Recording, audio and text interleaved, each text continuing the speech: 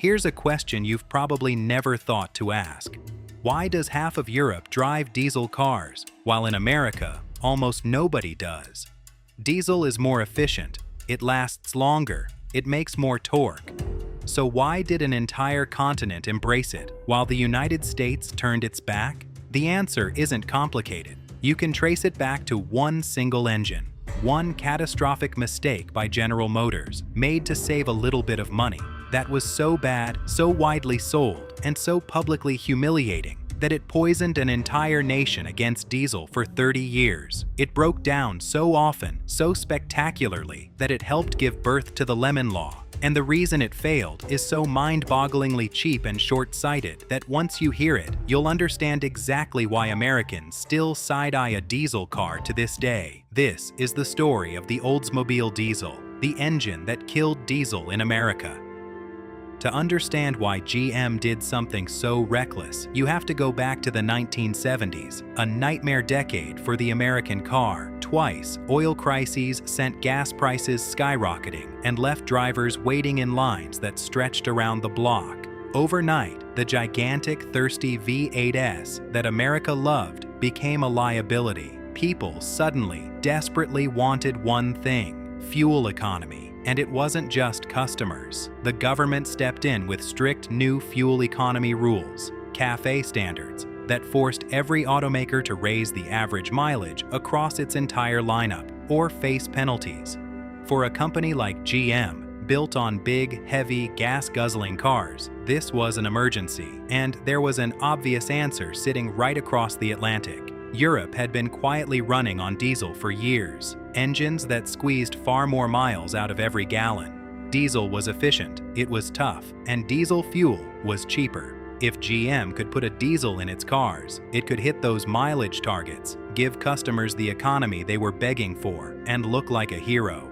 There was just one problem. Building a good diesel engine from scratch is hard, and it's expensive, and it takes years. And GM was in a hurry, so GM's leadership made a decision to cut a corner, a decision that would become one of the biggest blunders in automotive history. Instead of engineering a proper diesel engine from the ground up, GM decided to take a shortcut. They would base their new diesel on an engine they already had and trusted, the Oldsmobile 350 gasoline V8. It was proven, it was reliable, and best of all, they could build it using a lot of the same factory equipment they already owned. Faster and cheaper. What could go wrong? Well, here's the thing about diesel engines that GM's bean counters apparently forgot. A gasoline engine uses a spark plug to ignite the fuel. A diesel engine has no spark plug at all. Instead, it squeezes the air so hard that the heat of the compression itself sets off the explosion. And that means a diesel runs at compression, at internal pressure, that can be up to 3 times higher than a gasoline engine. 3 times the pressure trying to blow the engine apart from the inside.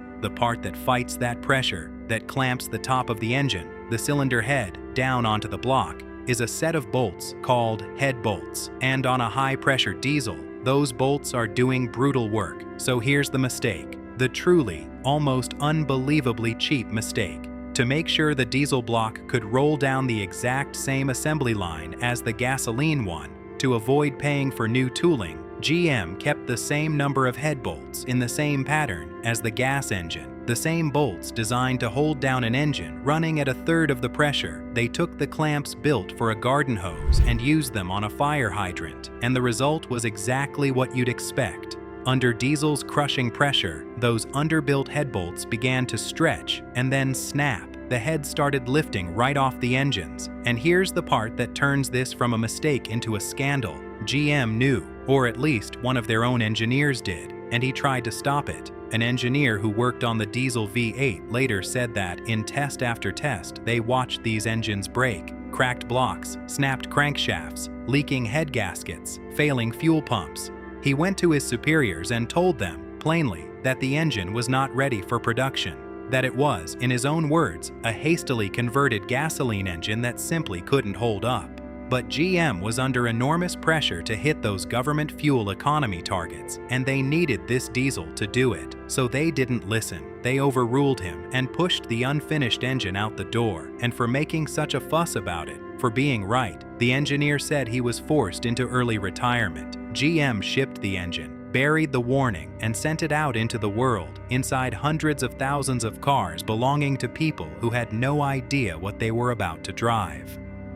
Diesel launched in 1978, it actually looked like a hit. It got noticeably better mileage than the gas cars, around 21 miles per gallon instead of 15. Diesel fuel was cheaper, and buyers happily paid an extra $800 for the option. In fact, an early survey of 1,000 diesel owners found that over 97% said they'd buy another one. GM was so confident it spread the engine across nearly its entire empire. You could get it in an Oldsmobile, a Buick, a Cadillac, even a Cadillac Eldorado and Seville, a Chevrolet, a Pontiac, and GMC pickups. At its peak in 1981, GM sold around 310,000 diesels in a single year. That was 60% of every diesel passenger car sold in the entire United States. And then the honeymoon ended. All at once, the bill came due. Those underbuilt head bolts stretched and snapped, the head gaskets blew, and engine coolant flooded into the cylinders, which could lock the engine solid and kill it instantly. But the head bolts were only the beginning. Because to save even more money, GM had made a second brutal cut. Diesel engines are extremely sensitive to water in the fuel, and American diesel fuel back then was often contaminated with it. Every proper diesel had a simple part called a water separator to protect the engine's precision fuel injection system.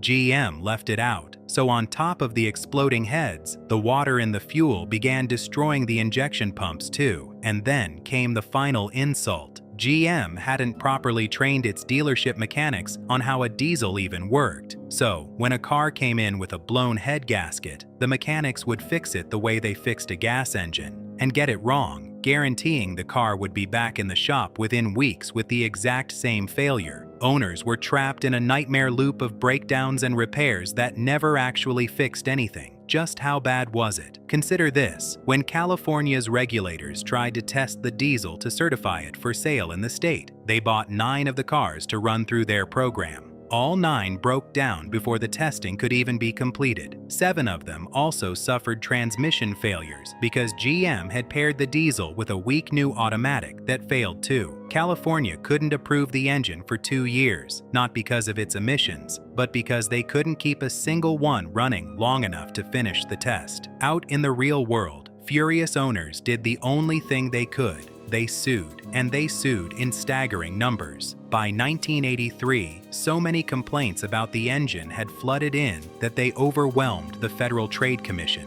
GM would eventually spend many millions of dollars settling lawsuits and buying back cars.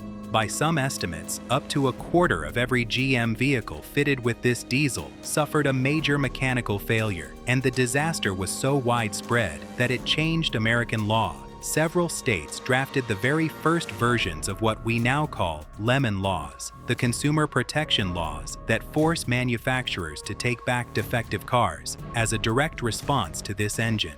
Think about that. GM built a machine so bad that it helped create an entire category of law designed to protect people from machines exactly like it. Resale values of these cars collapsed. Owners who'd paid a premium for the diesel option found their cars were suddenly worth almost nothing, which, of course, triggered even more lawsuits. Now, to GM's credit, they did eventually go back and fix the engine. By 1981, they'd redesigned the heads, strengthened the bolts, improved the block, and finally added that water separator. They even released an improved diesel V6 that, by most accounts, was a genuinely decent, reliable engine. But it didn't matter. The damage was already done, and it was permanent. The word had spread across every backyard, barbershop, and dealership in America. A diesel car is a money pit that will strand you on the highway. Sales of GM's diesels dropped by nearly half in a single year and kept falling. It didn't matter that the later engines were fixed. Nobody believed it anymore. In 1985, just 7 years after launching with so much promise, GM pulled the plug and walked away from diesel passenger cars completely. But the real casualty wasn't GM, it was diesel itself. Here's the part that makes this more than just a story about one bad engine. GM didn't only ruin its own reputation, it ruined diesel's reputation for an entire nation, for an entire generation. Because remember, diesel technology itself was never the problem. Across the ocean, European automakers built diesel engines that ran for hundreds of thousands of miles, and diesel grew to power roughly half of all new cars sold in Europe. The technology was excellent. GM's execution was the disaster.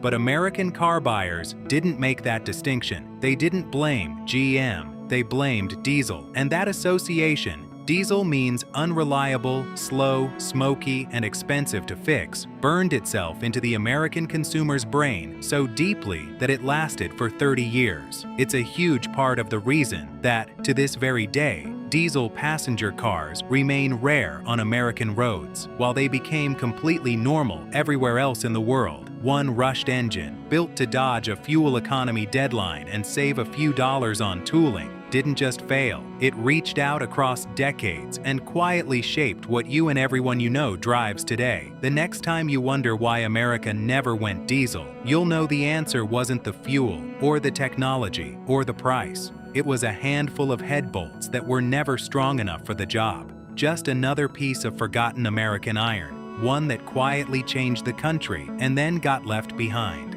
If this one taught you something, the video on screen now is another American machine with a story you won't believe. Thanks for watching.